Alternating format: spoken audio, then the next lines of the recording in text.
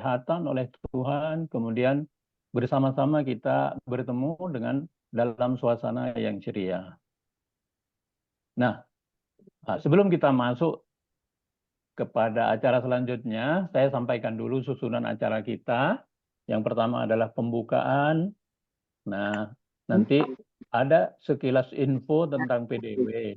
Kemudian, nah, hari ini kita kedatangan tamu, yaitu Ibu Erni Yuliati, yang akan memberikan wawasan kepada kita tentang hukum kewarisan perdata.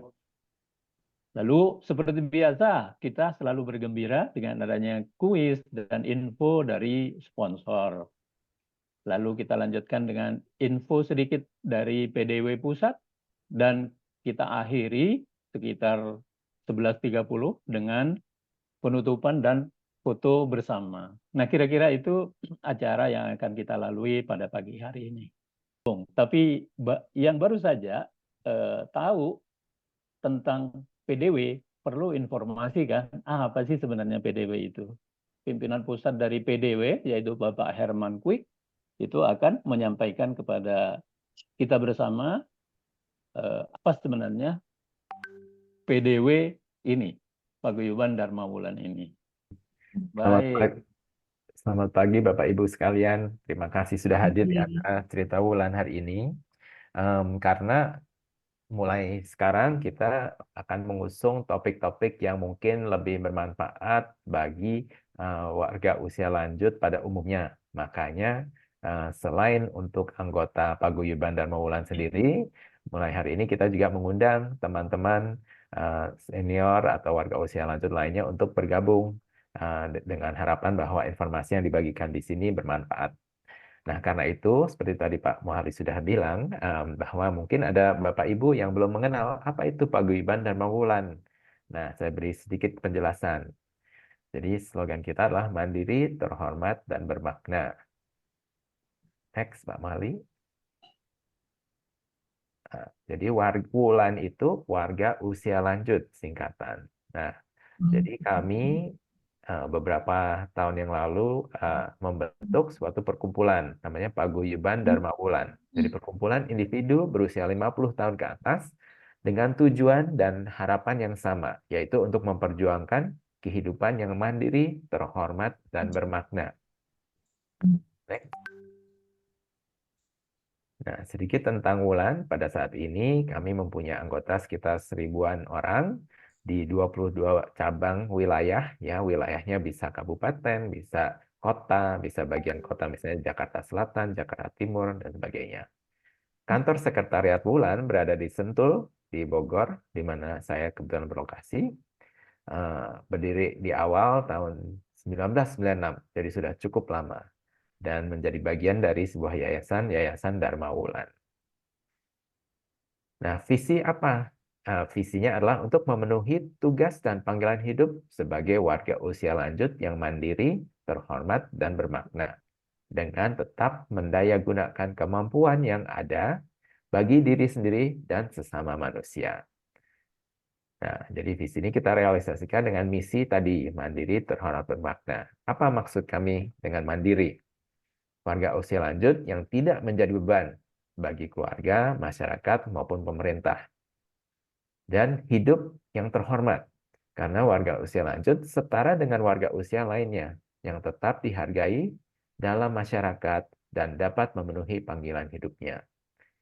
Dan bermakna, jadi sebagai seorang warga usia lanjut, kita harus tetap bermakna dan produktif, bisa mendayagunakan kemampuan untuk memberi manfaat bagi sesama anggota, keluarga, dan masyarakat sekitar. Nah, apa manfaat menjadi anggota Paguyuban Dharma Wulan untuk Bapak Ibu yang mungkin ingin menjadi anggota bagian dari organisasi kami? Tentunya kesempatan untuk ikut serta ragam kegiatan di cabang dan juga mendapat jaringan pertemanan. Jadi terutama semua anggota itu adanya terkumpul di cabang-cabang. Dan di cabang itu adalah di mana kegiatan terjadi. Jadi menjadi bagian dari sebuah komunitas dan juga kesempatan berkontribusi dalam organisasinya. Karena juga pengurus-pengurus cabang itu pun dari anggota juga. Jadi bagi Bapak Ibu yang senang berorganisasi juga mempunyai kesempatan untuk berkontribusi dalam peran tersebut. Nah, juga mempunyai kesempatan berkontribusi sebagai penulis dalam penerbitan majalah Wulan. Jadi kami memiliki majalah yang membutuhkan penulis-penulis untuk artikel, reporting, cerita-cerita lainnya, dan itu pun kontribusi bahan tulis dari anggota. Dan kesempatan mendapatkan diskon khusus dari ragam mitra usaha seperti rumah sakit, klinik, penyedia jasa, dan produk lainnya yang bermitra dengan Wulan. Next. Nah, kegiatan apa saja yang dilakukan di cabang-cabang biasanya tergantung cabangnya masing-masing. Tentu ada yang kesukaannya banyak menari dan berdansa atau musik, ada juga yang mempunyai ragam kegiatan olahraga. Jadi dari social gathering, kumpul-kumpul, line dance, menyanyi, angklung, dan sebagainya. Banyak yang terjadi di cabang-cabang.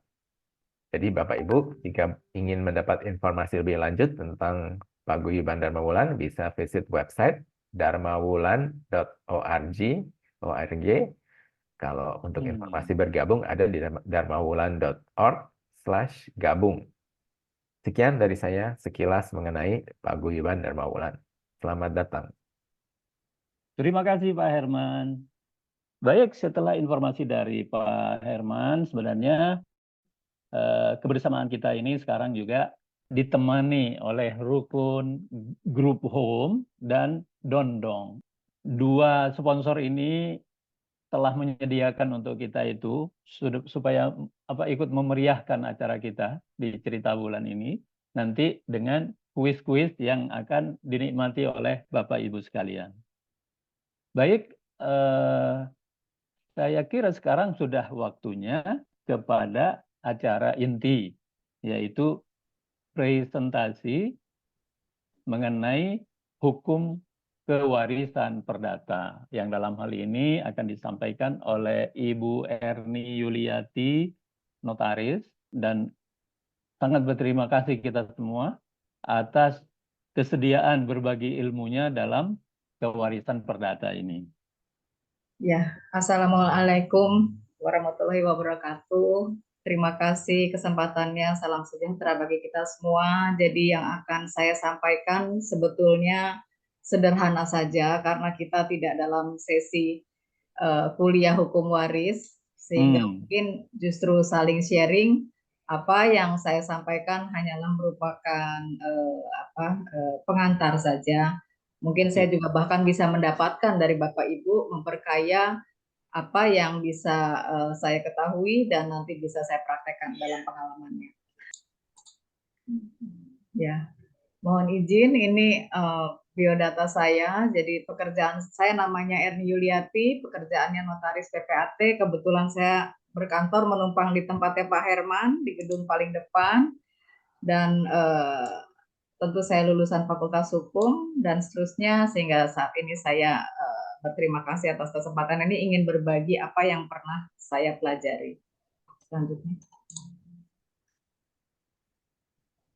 Nah, mungkin yang pertama-tama saya ingin sampaikan adalah pada dasarnya berbicara mengenai waris adalah berbicara tentang, kalau istilah hukumnya adalah mengenai harta peninggalan kita ketika kita meninggal.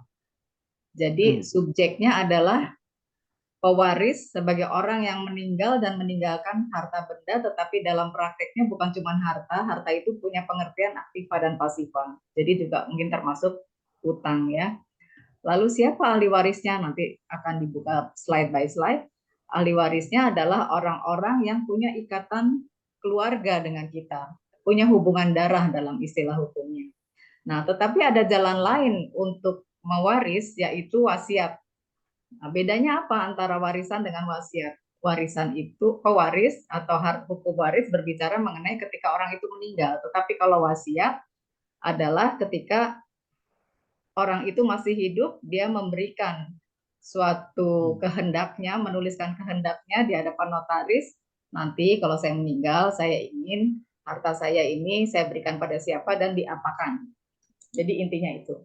Nah, tentu dalam prakteknya hukum waris itu berlaku dan dijalankan oleh para pejabat yang berwenang ya, mulai dari kelurahan kalau kita bikin keterangan waris, lalu dukcapil, notaris, pengadilan agama jika kita tunduk pada pewarisan Islam, lalu nanti lembaga-lembaga adat karena di dalam hukum waris Indonesia masih terjadi pluralitas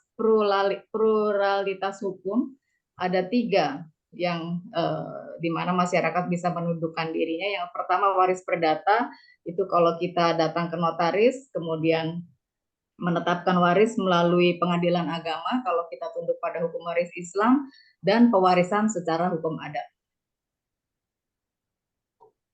Nah, pengertian hukum waris adalah hukum yang mengatur mengenai apa yang terjadi dengan harta kekayaan seseorang ketika dia meninggal dunia.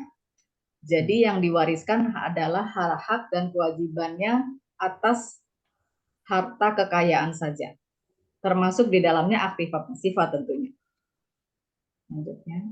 Nah, siapa pewaris? Subjek hukum waris adalah pewaris dan ahli waris. Pewaris adalah orang yang meninggal dengan meninggalkan harta.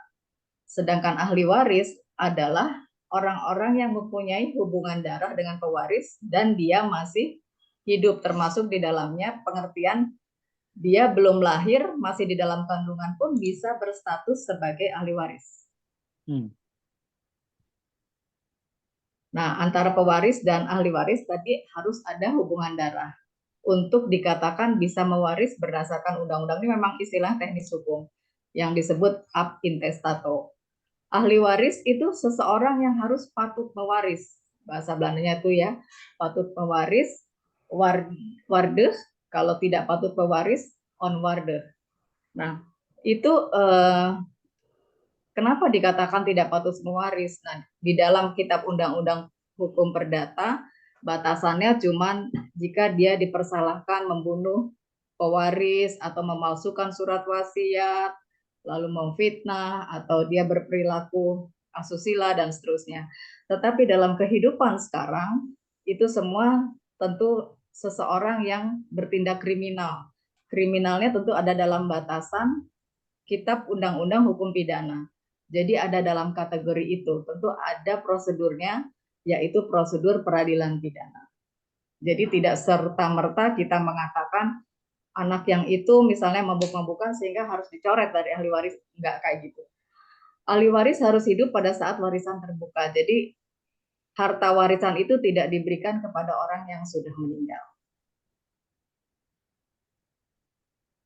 Prinsip-prinsip pewarisan terjadi karena meninggalnya pewaris. Jadi pewarisnya itu memang sudah harus adalah orang yang sudah meninggal.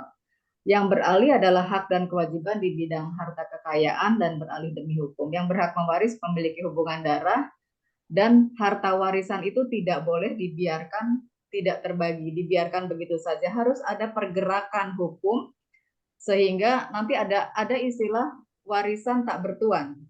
Sehingga ujung-ujungnya bisa jatuh ke negara walaupun tidak serta-merta seperti itu, ada jalannya.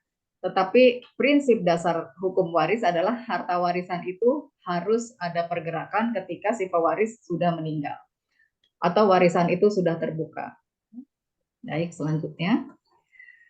Nah, caranya mewaris secara teknis dalam kedudukan ab intestato atau ahli waris secara undang-undang, dia mewaris berdasarkan posisinya sendiri, kedudukannya sendiri. Jadi karena dia punya hubungan darah tadi. Misalnya dalam golongan 1 dia berstatus sebagai pasangan yang hidup terlama atau keturunannya. Yang kedua berdasarkan penggantian atau plaatsvervanging, itu saya kasih contoh misalnya si A meninggalkan anak 2A, B dan C. Tahu-tahu B-nya meninggal, tapi dia punya anak misalnya DE. Nah, DE ini bisa naik kedudukannya menggantikan kedudukan B, ayahnya yang telah meninggal, tetapi B itu adalah ahli waris dari A. Yang kedua adalah mewaris berdasarkan testamen atau wasiat. Jadi kita pun sebelum kita meninggal, kita bisa pada umumnya yang saya alami, orang datang ke notaris lalu bilang saya mau bikin wasiat. nanti kalau saya meninggal saya ingin begini dan begitu. Tetapi tentu ini tidak melebar kemana-mana. Konteksnya adalah hukum waris tadi bicaranya tentang kebendaan. Jadi yang ditulis di dalam wasiat bukanlah hal yang lain-lain, gitu. Misalnya apa ya, hal-hal yang non kebendaan. Misalnya dia anggota parpol, jadi dia menuliskan wasiat keanggotaan saya nanti diteruskan oleh si Anu, gitu misalnya. Itu tidak masuk di dalam testamen. Unsur-unsurnya adalah tadi harta peninggalan. Dalam kewarisan itu selalu ada harta peninggalan yang sifatnya aktiva dan pasifa, ada ahli waris yang akan menerima warisan, dan ada pewaris. Ahli waris itu orang yang masih hidup, pewaris adalah orang yang sudah meninggal. Unsurnya bersifat individual, jadi menyangkut diri seseorang, dan bersifat sosial, menyangkut kepentingan bersama. Lanjut. Yang berhak mewaris.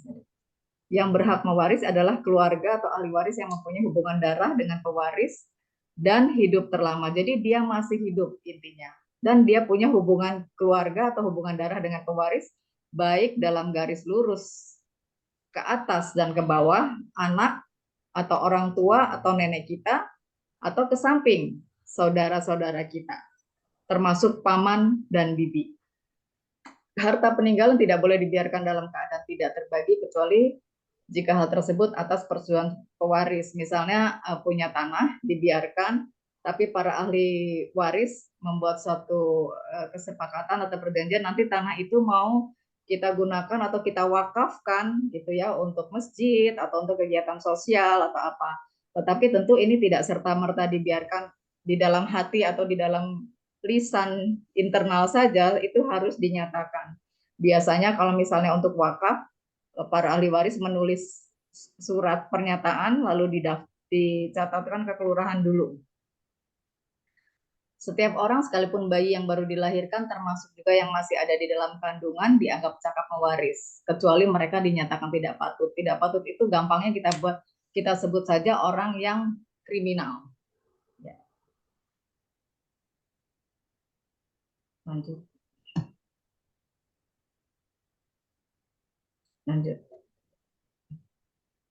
Nah, golongan mewaris. Golongan pertama adalah pasangan yang hidup terlama serta keturunan dari pewaris yang sah, termasuk anak luar kawin yang diakui secara sah. Jadi ada termasuk juga anak adopsi. Jadi nanti ini nggak usah dibikin pusing gitu ya, karena memang teknisnya itu cukup ribet. Tetapi nanti kalau ketika kita datang untuk meminta pembagian waris, baik notaris maupun instansi yang berwenang itu sudah jalan dengan sendirinya dengan formula-formula dan rumusan-rumusan sesuai undang-undang. Nah, sebelum datang untuk dibagi secara teknis hukum atau undang-undang, tentu kita punya lembaga tertinggi di dalam mengambil keputusan, yaitu musyawarah di dalam intern keluarga, golongan 2 dan seterusnya. Nah, penggantian dalam hukum waris bisa penggantian dalam garis lurus, baik ke bawah maupun ke atas, maupun dalam garis ke samping. Orang yang tidak sah menerima warisan tadi ya, yang tidak patut mewaris adalah orang yang telah dipidana dan seterusnya.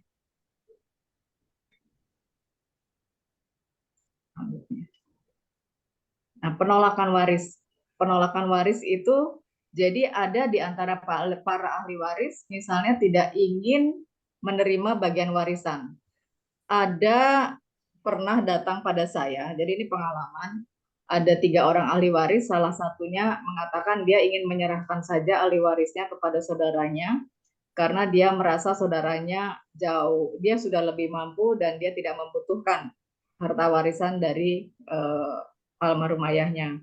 Nah, bagaimana caranya? Caranya adalah dia membuat surat, tetapi penolakan itu tidak bisa dia putuskan untuk siapa. Karena nanti harus didaftarkan ke pengadilan dan majelis hakim yang memutuskan. Dan penolakan itu tentang seluruh harta peninggalan. Jadi tidak, saya nggak mau utang ayah saya deh, saya mau hartanya aja, nggak bisa kayak gitu. Dan dia juga tidak berhak atau berwenang untuk memutuskan kepada siapa bagian warisnya diberikan jika dalam konteks hukum penolakan waris. Nah, penolakan waris ini ada jalannya, harus melalui penetapan pengadilan. Mungkin itu saja yang bisa saya sampaikan. Mudah-mudahan ini bisa membantu, dan mohon maaf jika ada yang kurang atau salah karena saya juga udah agak banyak lupanya. Terima kasih Bu Ivon, Pak Herman, Pak Muhali, dan seluruh jajaran Ulan, dan teman-teman sahabat Ulan yang terkasih dari seluruh daerah di Indonesia. Terima kasih. Terima Baik, kasih. terima kasih Ibu Erni. Ya. Boleh saya buka siapa yang mau bertanya? Boleh Bu, silakan. Selamat siang. Ya, Terima kasih atas kesempatan yang diberikan oleh saya. oke. Yang ingin saya tanyakan mungkin agak keluar dari yang konteks yang tadi dibicarakan. Itu begini, Bu. Ada seorang tua yang memiliki 3 orang anak kandung, lalu anaknya yang kedua itu adalah WNA. Supaya aktivanya yang berupa tanah dan rumah itu tidak harus terjual dalam waktu 1 tahun sejak meninggalnya sang ibu, itu lalu dilakukan tolak waris oleh anak yang kedua yang WNA itu. Iya, iya. Ya, itu sudah dilakukan. Lalu itu kan sudah setahap demi setahap, beberapa asetnya itu yang 2 itu sudah dipindahkan ke nama 2 orang yang WNI. Nah, lalu masalahnya ini kan nanti kalau misalnya sudah dijual itu kan pasti harus dibagikan ke yang WNA itu. Nah, itu kalau menurut pendapat Ibu bagaimana? Apakah yang sudah dilakukan ini tuh sudah benar atau kurang cara apa lagi gitu? Itu yang saya tanyakan. Terima kasih. Bu Ratna, terima kasih. Nah, saya sendiri jujur dalam pengalaman belum pernah dapat pengalaman orang yang menolak waris. Jadi itu hanya saya baca di buku, dan tentu dalam pengembangannya saya ikut seminar dan lain-lain lah ya. Jadi best practice dari pengalaman orang. Tetapi yang saya ketahui, penolakan waris memang merupakan salah satu jalan. Maaf ini ya, saya harus berbicara kejujuran profesi. Jadi kalau menurut pendapat saya sendiri itu adalah suatu penyelundupan hukum ya. Orang menghindar dari konsekuensi suatu harta waris terhadap warga negara yang tidak berhak, bukan tidak patut, tidak berhak mewaris. Tetapi tidak apa-apa sepanjang tidak ada aspek kriminalitas di situ. Misalnya saudaranya yang WNA itu dipaksa untuk menolak waris, itu menurut saya tidak benar. Jadi itu secara nurani saya kurang setuju kalau ada unsur itu, ya.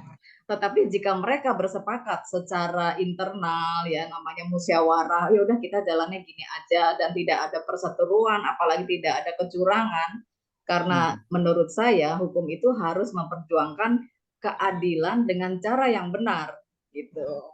Nah, sekarang itu sudah beralih melalui setelah diputuskan majelis hakim, bisalah dibalik nama ya, karena penetapan pengadilan, sehingga dibalik nama ke ahli waris yang WNI.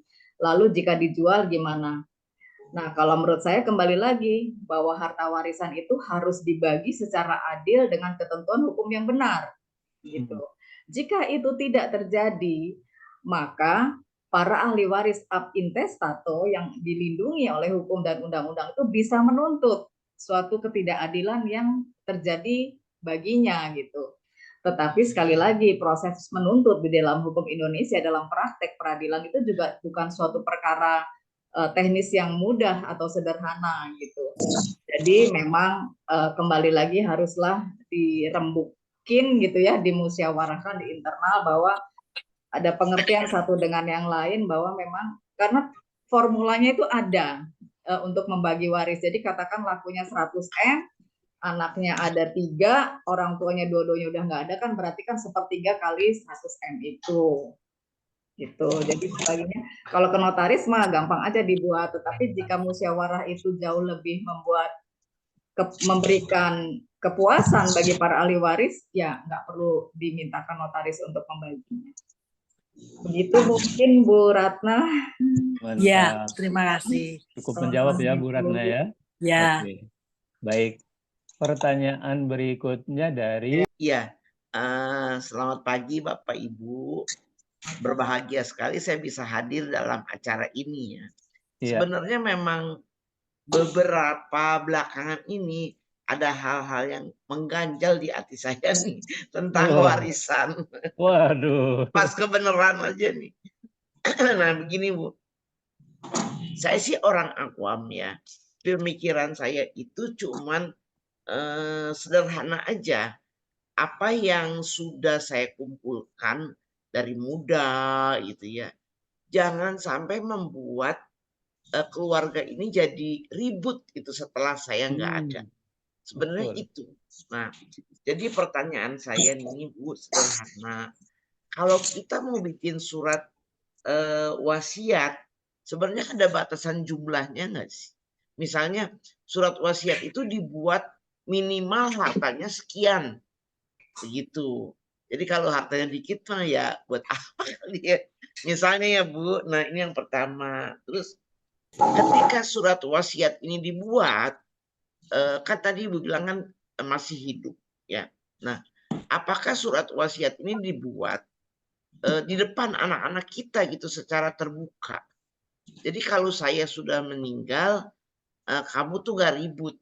Ini bagian kamu, ini bagian kamu. Begitu. Seadil-adilnya lah gitu. Nah, kebetulan anak saya satu perempuan, satu laki-laki. Apakah ada perbedaan pembagian harta ini? Ya. Nah, terus ada lagi, apakah harta warisan ini setelah saya bikin surat wasiat menjadi harta gono gini di antara mereka? Kan kita nggak tahu rumah tangga mereka nantinya bagaimana, kita nggak tahu. Kalau menjadi harta gono gini, kayaknya gimana ya, gitu ya, antara rela dan tidak. Kalau misalnya mereka jadi ribut juga gitu. Nah itu pertanyaan saya. Nah, terus berarti ada 3 lagi Pak, ya? satu lagi Pak. Nah, 4 berarti. Satu lagi Pak. Jika kita punya anak 2 nih ya, berarti tadi Ibu bilang kan pembagian warisan itu kan ke atas ke bawah. Nah, kalau saya punya anak 2, berarti hanya ke atas ke bawah dong, ke samping nggak usah dong, saudara-saudara. Kita nggak usah pikirin ya. Hanya anak kita saja ya. Udah itu dulu deh Bu. Terima kasih Bapak Ibu. Ibu bukan awam, ini mah Ibu dosen nih, jangan-jangan ngetes. Terima kasih Bu, ya saya coba menjawab. Jadi prinsip pertama di dalam ya hukum deh ya, hukum pada dasarnya kan memberikan satu jalan yang benar dan mengupayakan keadilan bagi para subjek hukum, gitu kan, intinya itu. Jadi baru diturunkan pada prinsip pewarisan. Kalau wasiat tadi pertama pertanyaan Ibu kalau nggak salah, ada nggak batasan nominal ya jumlah? Tidak ada batasan nominal. Jadi semua orang boleh berwasiat tentang apa yang dia miliki dalam konteks kebendaan dan akan diapakan ketika dia meninggal. Itu secara umum. Yang kedua mungkin agak acak tidak urut 1, 2, 3, saya sedikit tapi ini ya Bu Erni sambil ini dulu. Ya. Jadi tidak ada batas minimal maupun maksimal. Tidak ada. Tidak ada.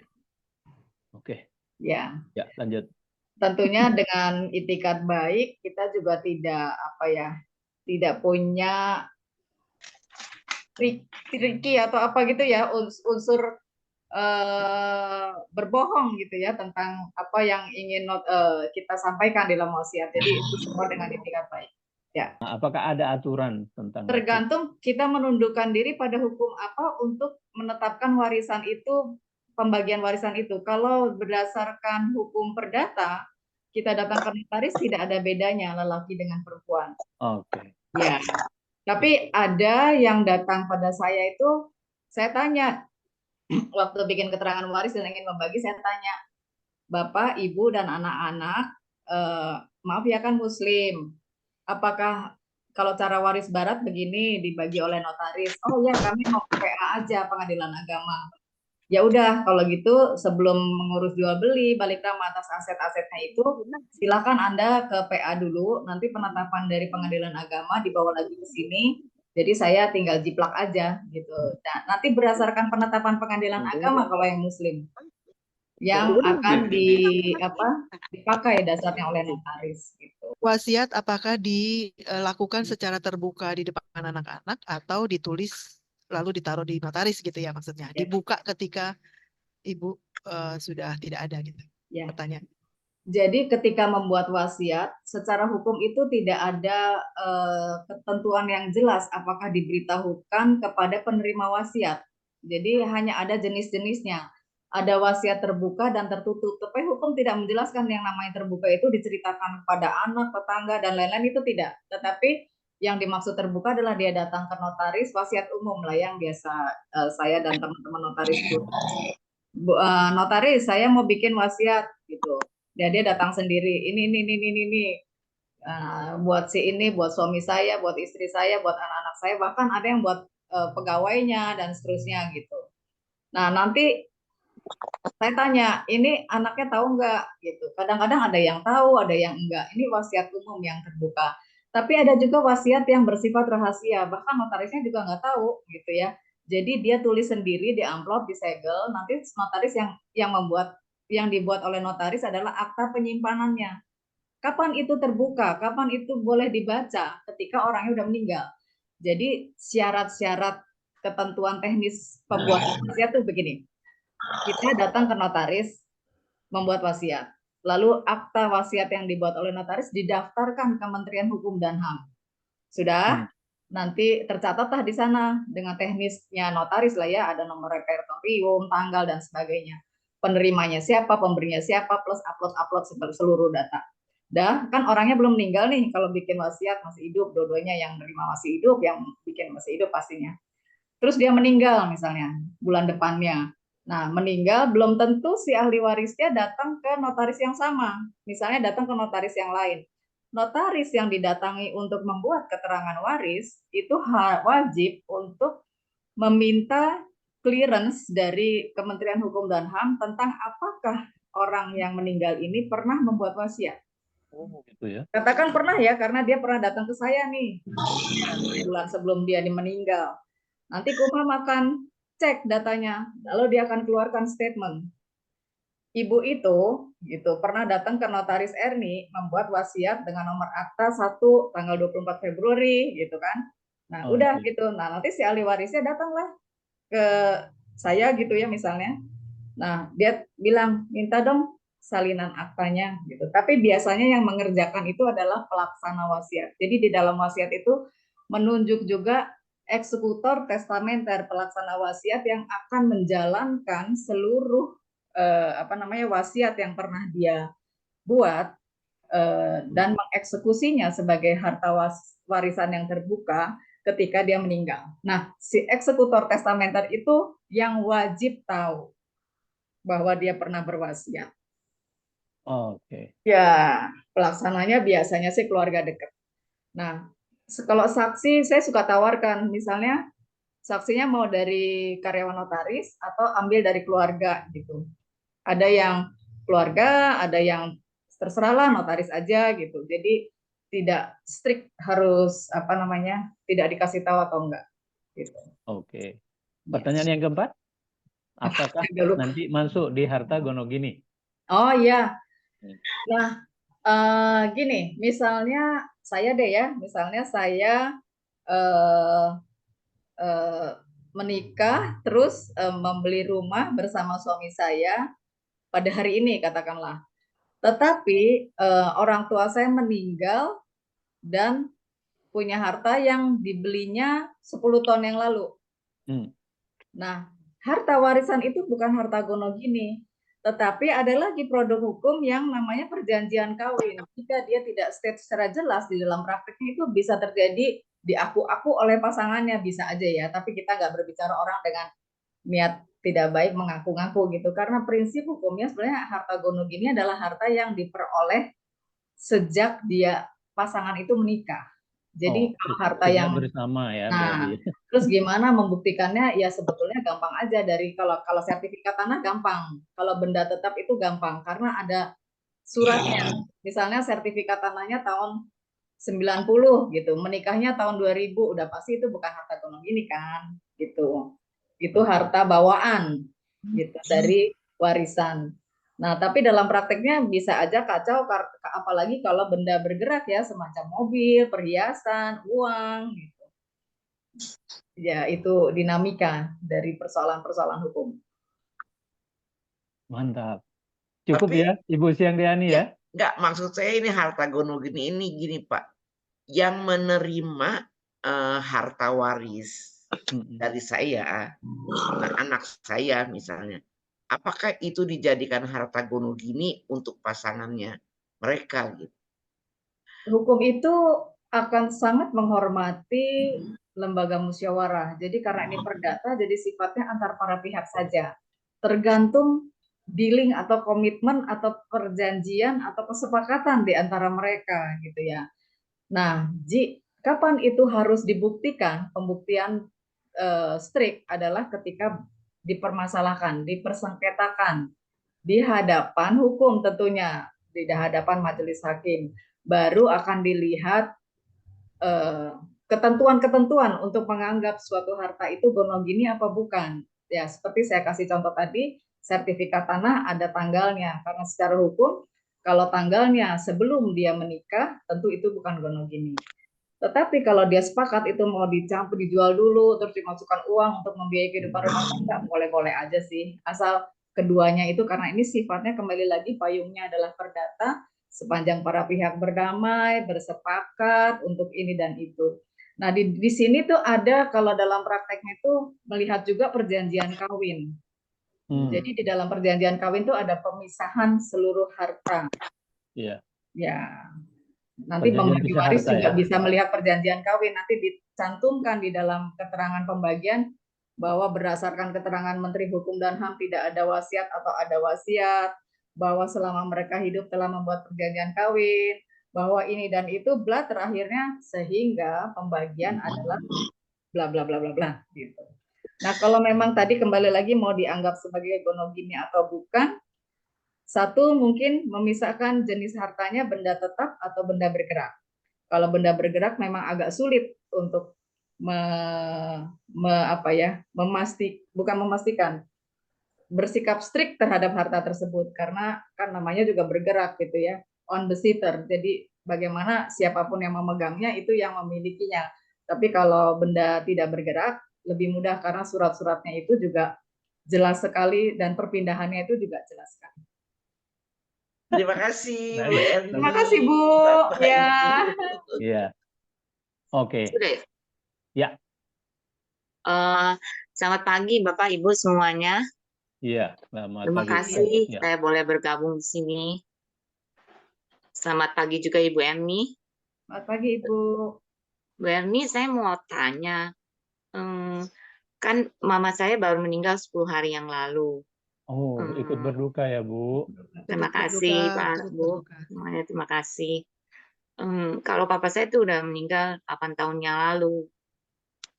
Saya cuma mau tanya, itu tentang hak waris ya.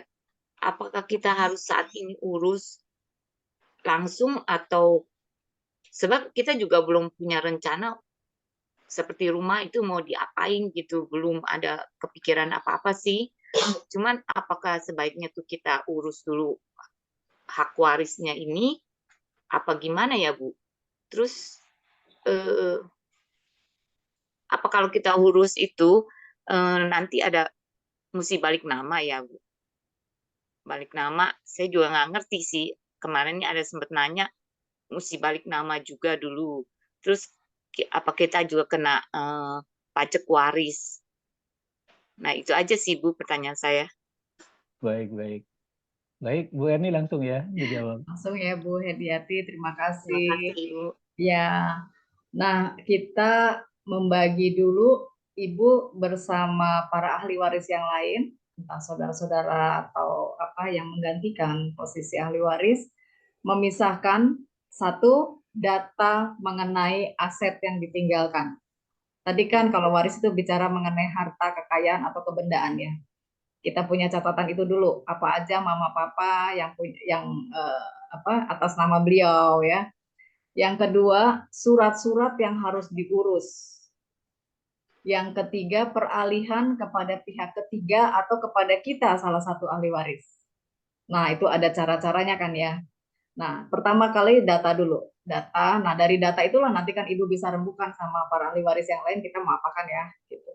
Tapi surat-surat yang harus diurus ini ada yang minimal kita harus udah urus sekarang nih gitu. Pertama Ibu datang ke kelurahan. Kelurahan, saya mau buat surat pernyataan ahli waris. Mereka itu udah punya formatnya. Lalu nanti menyiapkan seluruh data kematian ya, dari surat dokter, akta kematian Dinas Kependudukan dan Catatan Sipil. Syukur-syukur masih ada KTP almarhum, kakak almarhum, akta kelahiran almarhum. Kalau kita orang yang suka filing rapi itu sangat membantu. Udah datang ke kelurahan. Habis gitu, setelah itu datang ke notaris. Notaris, saya mau buat surat keterangan ahli waris. Surat pernyataan ahli waris. Nanti notaris buatin. Berdasarkan surat dari kelurahan Jelambar misalnya ya, kecamatan ini, kota Jakarta Barat. Para penghadap 1, 2, 3 itu mereka menerangkan bahwa almarhum ini meninggal di sini, profesi terakhirnya apa, karena ini dan seterusnya, dan mereka almarhum menikah 1 kali seumur hidup dan meninggalkan keturunan bla bla bla, sehingga mereka adalah para ahli waris. Dah itu dulu gitu. Nah, pembagian adalah urusan berikutnya, pembagian. Lalu sekarang beralih ke bagaimana data aset itu akan diapakan, pajak waris dan lain-lain. Dan kapan itu harus dibalik nama. Nah, karena balik nama aset benda tetap itu tidak sederhana, apalagi secara dana ya, karena apalagi kalau aset di Jakarta dan lain-lain bayar pajak dan lain-lain, mungkin itu sesuatu yang harus kita perbincangkan dan kita siapkan satu persatu, gitu. Kalau secara hukumnya, kalau kita mau kaku ikut, ya harus dibalik nama ke para ahli waris agar mudah untuk dijual, langsung balik nama waris gitu. Pajak waris sih sebetulnya pengurangannya besar ya, 400 juta rata-rata ya, kalau di Kabupaten Bogor 400 juta, di Kota Bogor sama kayaknya. Tapi kan tergantung juga dengan nilai aset gitu, sehingga pajaknya itu kan merefer ke situ. Tetap kalau asetnya puluhan M gitu ya tetap gede juga gitu ya pajaknya. Tapi misalnya kita mau jual dan lain-lain. Nah, memang ada baiknya langsung balik nama waris, seluruh aset itu langsung balik nama waris. Tetapi kalau asetnya banyak, nilainya besar ya memang harus dikelola ya, diatur supaya nggak jadi pengeluaran yang besar. Tapi kalau kita punya dana memang tertib begitu. Supaya mau dibalik nama ke siapapun mudah. Bahkan kalau mau dibalik nama di antara kita para ahli waris, nanti ada namanya akta pembagian hak bersama. Jadi salah satu ahli waris ingin memiliki itu, ya tetap harus berdasarkan balik nama waris. Jadi itu harus direncanakan. Tapi yang urgensinya adalah pendataan terhadap harta peninggalan dan pengurusan surat-surat minimal tadi ke kelurahan dan membuat keterangan waris ke notaris. Berarti kita kan kemarin sudah urus akte kematian. Jadi dari situ nanti minta ke kelurahan apa tadi Bu, form ini surat pernyataan ahli waris dia udah ada, semua kelurahan udah ada, dia tinggal masukkan data kita. Jadi siapkan KTP, KK, akta kelahiran. Ya, sama surat-surat kematian. Bagus kalau udah ada akta kematian dari Capil ya. Ya. Ya, Baru kita nanti ke notaris ya, Bu, ya. ya, Nah, itu yang saya merasa tuh, karena kita kan belum ada niatan untuk dijual atau diapakan ini rumahnya misalnya. Nah, kan kalau kita urus cuman kayak apa akte waris aja, tapi kita nggak balik nama dulu ke gitu, bisa ya Bu ya? bisa. Bisa, Bu. Nah, ada lagi gini Bu, para ahli waris tuh datang, terus mereka sepakat udah hombipah gitu di antara mereka, nanti rumah yang ini dibuat dikasih buat misalnya ada Ya. namanya Michael gitu, Michael yang terima dan mau si Michael ini tempatin, ambil atau jual, tapi itu perjanjian internal karena mereka takut mereka juga nanti meninggal malah anak-anaknya nanti yang berseteru gitu-gitu. Oh, itu ya. Yang seperti itu juga. Bikin perjanjian di internal para ahli waris. Oke. Saya rasa sih cukup, Bu. Terima Ya, kasih terima ya, Bu. kasih Bu, sama-sama. Kami buka tadi yang paling awal Pak Edwin ya. Baik, Oke, terima baik. kasih. Terima kasih Pak Muhali waktunya. Selamat siang Bapak Ibu semuanya. Saya ada 2 pertanyaan untuk Bu Erni. Bu, tadi disebutkan untuk surat wasiat ya. Surat wasiat itu harus ada pelaksana wasiatnya. Nah, saya sempat baca kalau pelaksana wasiat ini meninggal lebih dahulu yang ditunjuk oleh pembuat wasiat ini, maka surat wasiat ini dianggap gugur ya Bu ya. Itu pertanyaan saya yang pertama. Nah, yang kedua, kekuatan hukum untuk surat wasiat ini seberapa kuat Bu? Misalkan mama saya membuat wasiat rumah ini untuk saya, terus adik saya tidak menerima, nah dia akhirnya tidak melaksanakan, tidak mau tahu bahwa surat wasiat itu ada. Nah, apakah ini akan menjadi perang untuk keluarga kami, atau bisa nggak dengan kekuatan surat wasiat ini itu bisa diproses balik namanya ke saya ataupun adik saya yang ditunjuk oleh kedua orang tua kami. Itu aja sih, Ibu, waktunya. Terima kasih, saya kembalikan.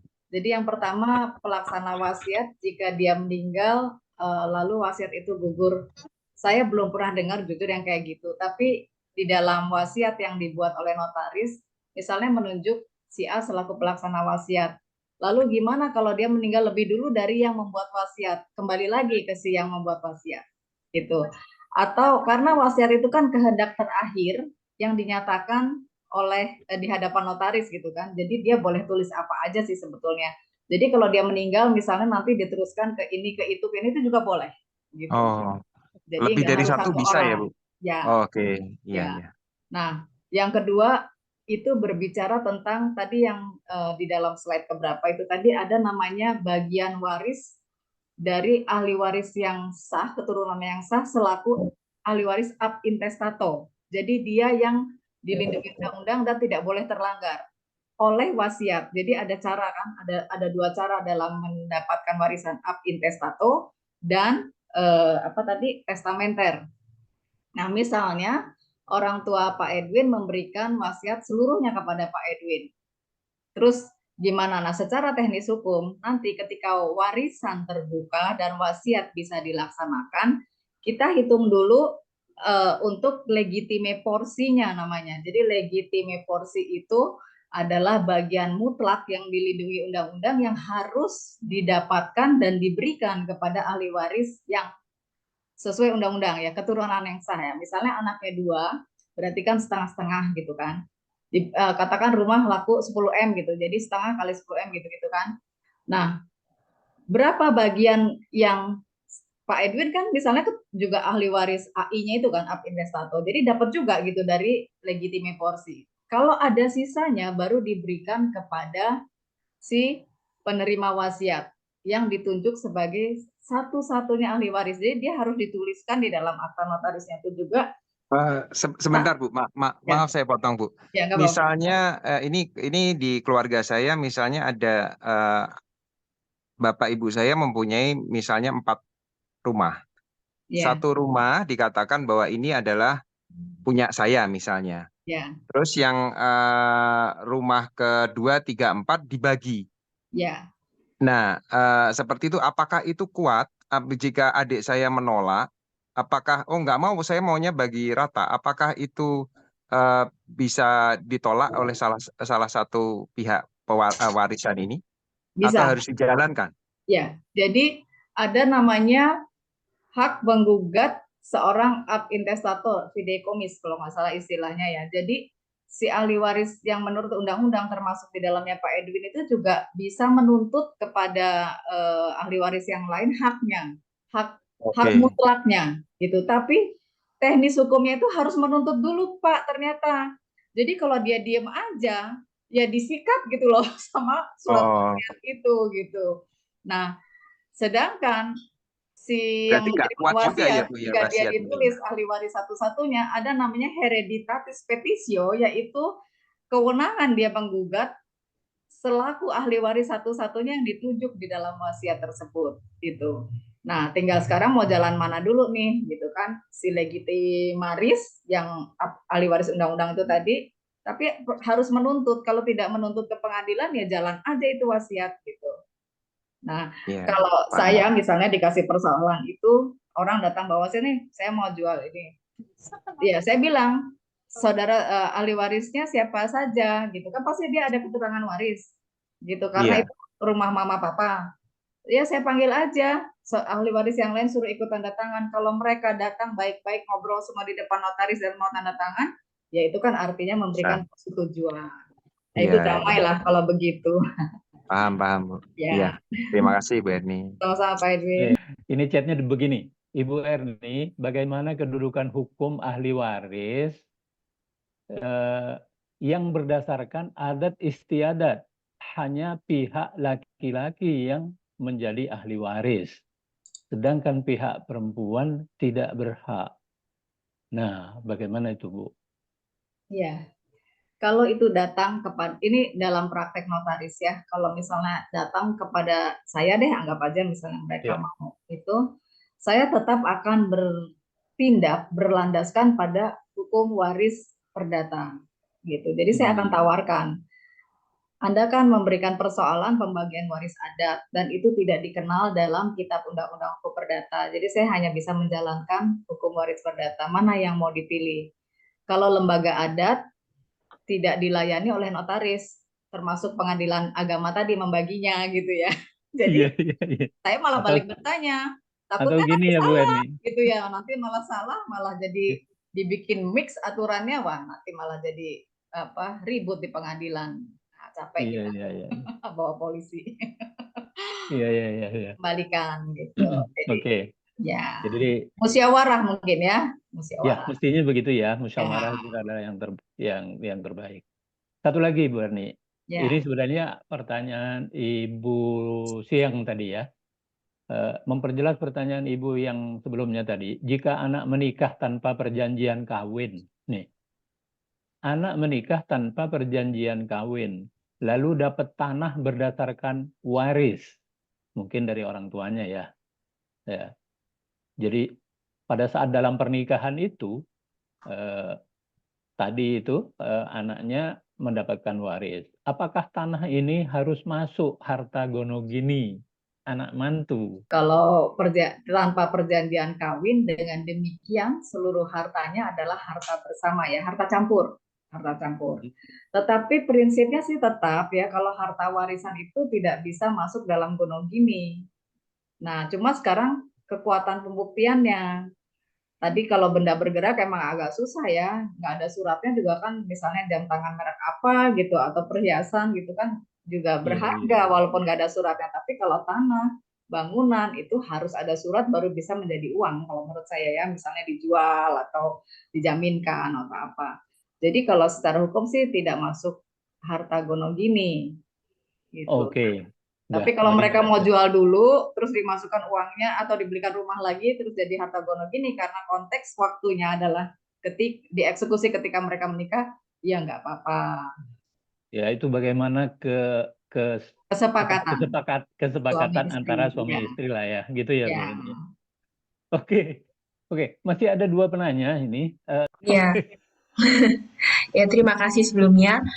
Jadi begini, Bu, saya izin bertanya, ini ada keluarga yang sedang dirawat di rumah sakit di luar negeri seperti itu. Nah, beliau ini kebetulan penyakitnya cukup akut seperti itu ya. Nah, tapi dia sendiri belum membuat surat wasiat ataupun pembagian mengenai hal-hal seperti itu. Apakah bisa kalau misalnya beliau ini membuat testamen atau wasiat di luar negeri, tapi untuk diberlakukan di Indonesia? Karena saya juga pernah mendengar ada yang kasusnya seperti demikian. Beliau waktu itu membuat di Hong Kong, dicatatkan kalau di Hong Kong memakai solicitor seperti itu, tapi ketika dibawa di sini, kalau digugat ada potensi bisa dibatalkan surat wasiatnya. Kemudian saya juga menyambung yang kedua, semisalnya untuk langkah preventif seperti itu ya, dibuat testamennya di sini, tetapi untuk objek properti aset yang dimiliki oleh pewaris ini di luar negeri. Nah, itu keabsahannya bagaimana? Oke, Terima kasih. cukup ya, Bu Tiffany? Cukup, Pak. Oke, terima kasih. Bu Erni, silakan. Ya, terima kasih. Jadi dalam hukum ada namanya asas jus constituentum dan jus constituendum dan jus constitutum. Jadi produk hukum atau perbuatan hukum itu juga tersangkut kini dan di sini sesuai dengan locus delicti-nya ya. Jadi sesuai dengan lokasi di mana dia dibuat. Nah, kalau saran saya, betul itu ada potensi dibatalkan, sangat betul. Karena ketika ibu itu berwasiat di Hong Kong, misalnya kan harus datang ke semacam notaris atau solicitor atau apa di Hong Kong gitu ya.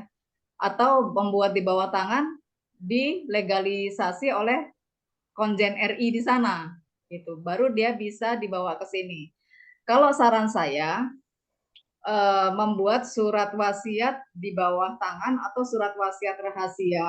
Ini sebetulnya bukan penyeluduran hukum, hanya trik-trik aja sih supaya bisa membantu ya.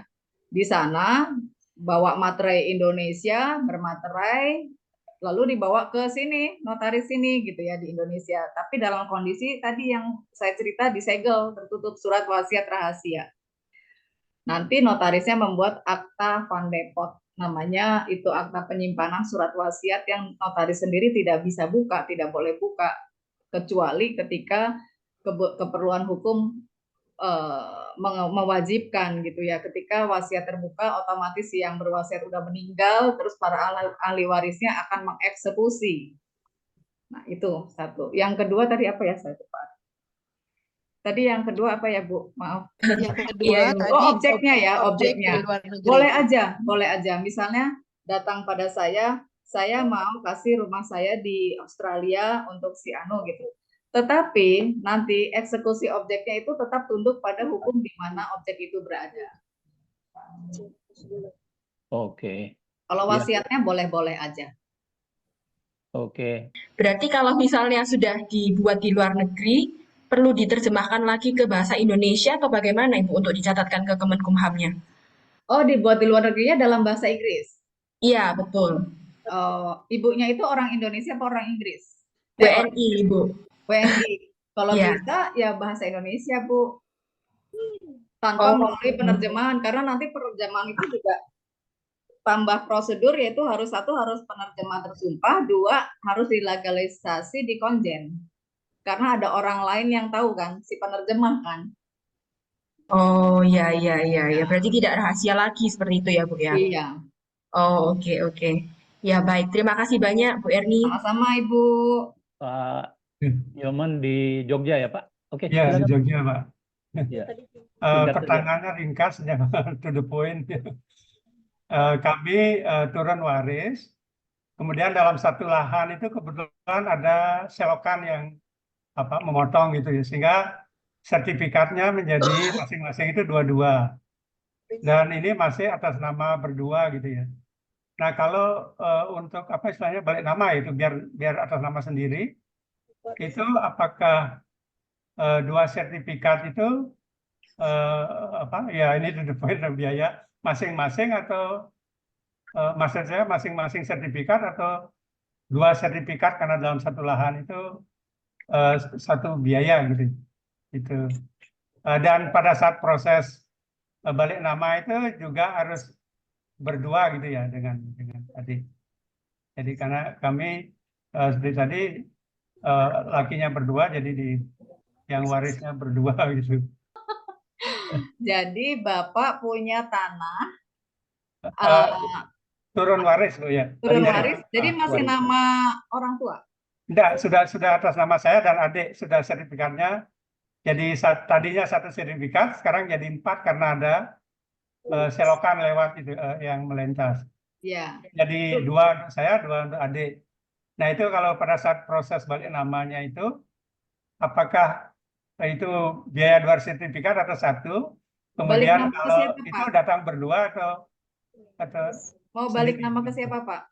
Ya, Mau balik nama ke siapa?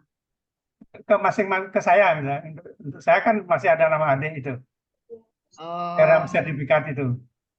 kalau mau Nanti balik biar nama, sertifikat sendiri katanya ke notaris itu katanya. ya 1 sertifikat mau dibalik nama ke 1 sertifikat kan? Iya, 1 sertifikat. 1 ke 1 kan, bukan Ya. ya, bukan Tapi 1 ke kan 2. saya dapat 2 sertifikat. Artinya dua-duanya itu apa dihitung Oh, per maksudnya 1 gitu. sertifikat atau Ya karena biayanya dalam 2 satu tuh, wilayah Pak. sebelahan.